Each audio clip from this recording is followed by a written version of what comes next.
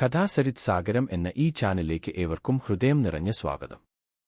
ഇന്ന് നമുക്ക് കേൾക്കാൻ പോകുന്നത് ധർമ്മം എന്താണെന്ന് ലോകത്തിന് പഠിപ്പിച്ച ഒരു രാജാവിന്റെ കഥയാണ്. ഇത് അറിഞ്ഞാൽ കണ്ണ് നിറയാതിരിക്കില്ല.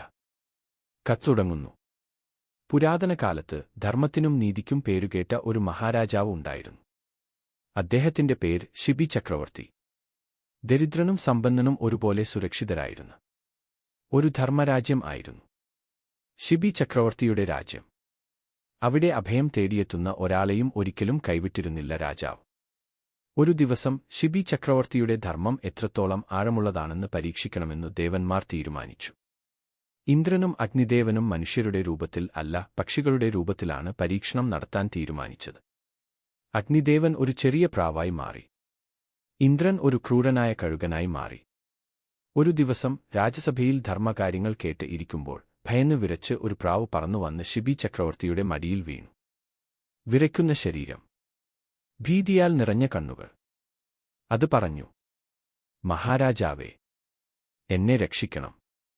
എന്റെ പിന്നാലെ മരണം തന്നെ വരുന്നു. ശിബി ചക്രവർത്തി ആ പ്രാവിനെ സ്നേഹത്തോടെ ചേർത്തുപിടിച്ചു. ഭയപ്പെടേണ്ട, എന്റെ അഭയത്തിൽ വന്നവരെ ഞാൻ ഒരിക്കലും കൈവിടില്ല. അത് പറയുന്ന നിമിഷം തന്നെ ഒരു വലിയ കഴുകൻ അവിടെ പറന്നിറങ്ങി. രാജാവേ, അത് എന്റെ ഭക്ഷണമാണ്. എന്റെ വിശപ്പ് അതിലൂടെ തീരണം. അത് എനിക്ക് തരൂ. ശിബി ചക്രവർത്തി ശാന്തമായി പറഞ്ഞു. ഈ പ്രാവ് എന്റെ അഭയം തേടിയെത്തിയതാണ്. അഭയം നൽകിയവനെ സംരക്ഷിക്കുക എന്റെ ധർമ്മമാണ്. കഴുകൻ ചോദിച്ചു, അങ്ങ് ധർമ്മരാജാവാണെങ്കിൽ എന്റെ വിശപ്പിനു പകരം എനിക്ക് മറ്റൊരു ഭക്ഷണം തരൂ.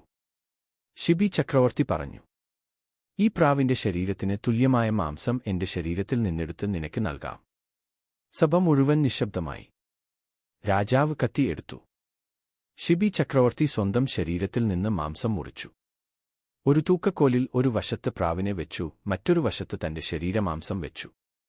എന്നാൽ എത്ര മാംസം വച്ചിട്ടും തൂക്കം തുല്യമായില്ല. വേദന, രക്തം, എന്നാൽ മുഖത്ത് ഒരു പുഞ്ചിരി മാത്രം. എന്റെ ധർമ്മം രക്ഷപ്പെടണം. അവസാനം ശിബി ചക്രവർത്തി പറഞ്ഞു, എന്റെ മുഴുവൻ ശരീരം തന്നെ എടുക്കൂ. എന്നാൽ ഈ പ്രാവിനെ വിടുക. അന്നേരം ആകാശം പ്രകാശിച്ചു. കഴുകനും പ്രാവും തങ്ങളുടെ യഥാർത്ഥ രൂപം വെളിപ്പെടുത്തി. ഇന്ദ്രനും അഗ്നിദേവനും രാജാവിന്റെ മുന്നിൽ നമസ്കരിച്ചു. രാജാവേ, നിന്റെ ധർമ്മം ദേവന്മാരെയും ജയിച്ചു. ഇതുപോലൊരു ത്യാഗം ഈ ലോകത്ത് അപൂർവമാണ്. ശിബി ചക്രവർത്തിയുടെ മുറിവുകൾ എല്ലാം അത്ഭുതകരമായി മാഞ്ഞുപോയി.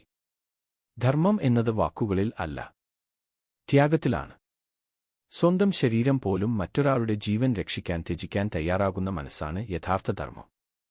ഈ കഥ നിങ്ങളുടെ മനസ്സിനെ സ്പർശിച്ചെങ്കിൽ ഒന്ന് ഷെയർ ചെയ്യൂ. ഇത്തരത്തിലുള്ള കണ്ണ് നിറയ്ക്കുന്ന പുരാണകഥകൾക്കായി കഥാസരിത് സാഗരം സബ്സ്ക്രൈബ് ചെയ്യുക. നമസ്കാരം.